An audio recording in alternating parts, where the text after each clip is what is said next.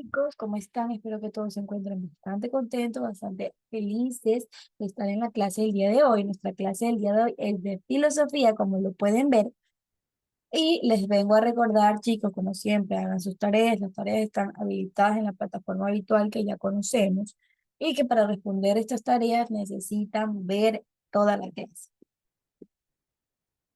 Así vamos a empezar con nuestra preciosa clase de hoy, la lógica simbólica. Va a ser nuestra estrella del día de hoy. Discúlpenme, creo que se me cambió. Listo. Ahí está. La lógica simbólica, al igual que la silogística, es la forma en que se centra la validez de los razonamientos. No se fija en el contenido de los términos o sentencias, sino que se fija en la estructura formal de las relaciones entre los términos y las sentencias. Es una forma de relación entre términos y sentencias, más o menos, como claramente se entiende. Es un perfeccionamiento de la sigiologística, ya que crea medios de los instrumentos más rigurosos y adecuados para verificar la validez de los argumentos. Ahora vamos a la siguiente diapo, que es las características de esta lógica simbólica. Listo.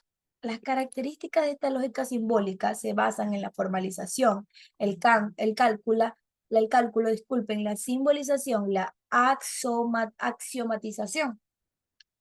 Ver, el cálculo es cuando sabemos cómo debemos utilizar un signo, es decir, las reglas sintácticas a las que deben ajustarse.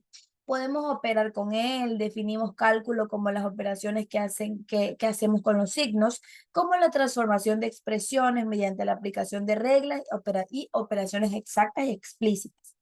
En cuanto a la simbolización, la lógica simbólica recibe este nombre precisamente porque utiliza símbolos, como lo estamos diciendo. El uso de la simbología para el proceso de la formalización se lleva a cabo de una manera consecuente y bastante completa. Ahora, la axiomatización. A este aspecto eh, escribe Mr. Christian, que dice que el sistema axiomático es desde los tiempos de la geometría griega. Lo caracterizó el sistema axiomático es por la realización de la idea del cálculo, que se dispone a tener normas en conjuntos. Y tiene dos niveles. El primer nivel es el del plano de signos, que nos encontramos en un nivel básico del lenguaje. Y el segundo plano es donde nos encontramos ya con el metalenguaje, que ellos dicen, los filósofos dicen que ya es algo más que el lenguaje. El metalenguaje es como un paso más adelante. El ser humano es un mamífero, como ya lo sabemos, y utilizamos la expresión ser humano, pero en realidad este signo corresponde a ella. Pero ¿por qué decimos ser humano si decimos mamífero? Se supone que los mamíferos también eh, pertenecen a los animales. Entonces, en pocas palabras, el lenguaje que habla del lenguaje como tal lo llamamos metalenguaje. El metalenguaje consiste en el lenguaje usado para hacer referencia a otros lenguajes. Listo, chicos. Ahora vamos a cambiar de diapo y tenemos la lógica matemática y el cálculo de proposición. Wow, hablando de signos, era obvio que íbamos a hablar de la lógica matemática y los signos de preposición. Eh, en la lógica, el cálculo es un sistema de signos, como ya sabemos, no interpretados, pero esto significa que es un cálculo, o sea que es posible. Para realizar operaciones sin saber qué significan los símbolos, esto no es posible en ninguno de los universos que existan, solo que sea alguien súper erudito. El cálculo de las proposiciones, disculpe, consiste en pasar de una proposición a otra. Generalmente esto es un poquito más complejo, a partir de una o más proposiciones no compuestas, en sus elementos y no los que no están interpretados. La lógica matemática representa las proporciones, las proposiciones mediante las letras.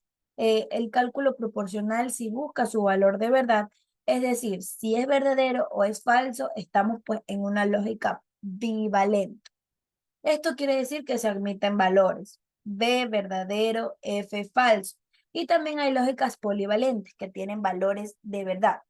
A la proposición verdadera o falsa la simbolizamos con una sola letra. con la P, la Q o la R, etcétera. Así puede ser cualquier letra, pero la letra que tú quieras poner. Y ahora el cálculo de las proporciones.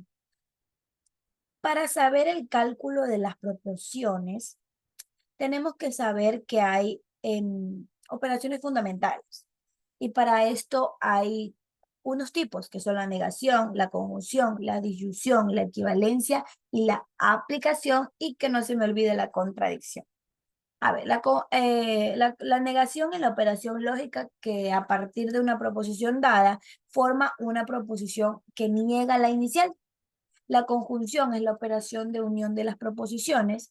En el lenguaje común la expresamos como letra Y, cuyo símbolo es el piquito para arriba. La disyunción la expresamos en el lenguaje mediante la palabra o. En la implicación la expresamos en nuestro lenguaje cotidiano por medio de palabras, sí, entonces, como, por.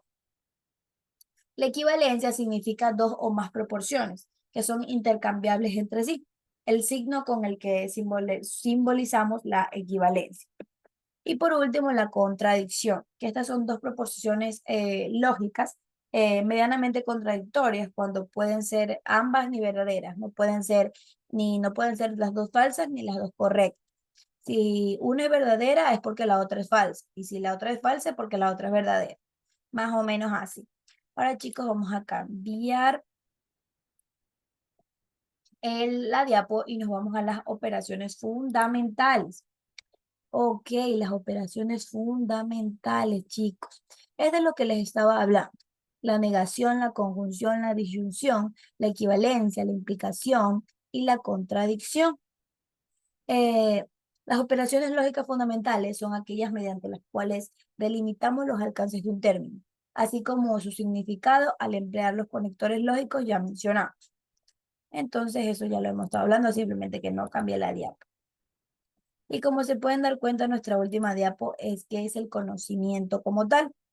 El conocimiento podría ser definido como el hecho de aprender y captar la realidad. Esto implica que es necesaria la existencia del sujeto, del ser humano que capta la atención.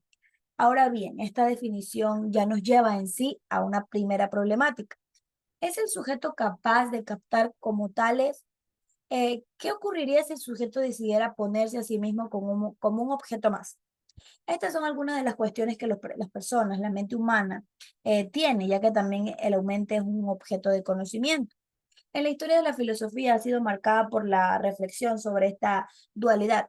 Sin embargo, el conocimiento transciende esta dualidad, ya que eh, es el vehículo con el cual podemos captar y aprender lo que consideramos realidad. Se ha llegado a dudar que podemos realmente ver la realidad como es. El escepticismo antiguo negaba la probabilidad del conocimiento, al argumentar que jamás se podrá aprender como un objeto como tal. Aristóteles reconoció tres fases del conocimiento: la sensación del objeto particular, la intelección y abstracción de lo universal, que esto es el entendimiento agente, la ciencia, la aplicación universal, el entendimiento al paciente. Y ahora, ¿cómo llegamos a conocer cuáles son las fuentes de conocimiento? Para el empirismo, lo que conocemos llega a nosotros a partir de nuestras vivencias, de nuestra experimentación en el entorno.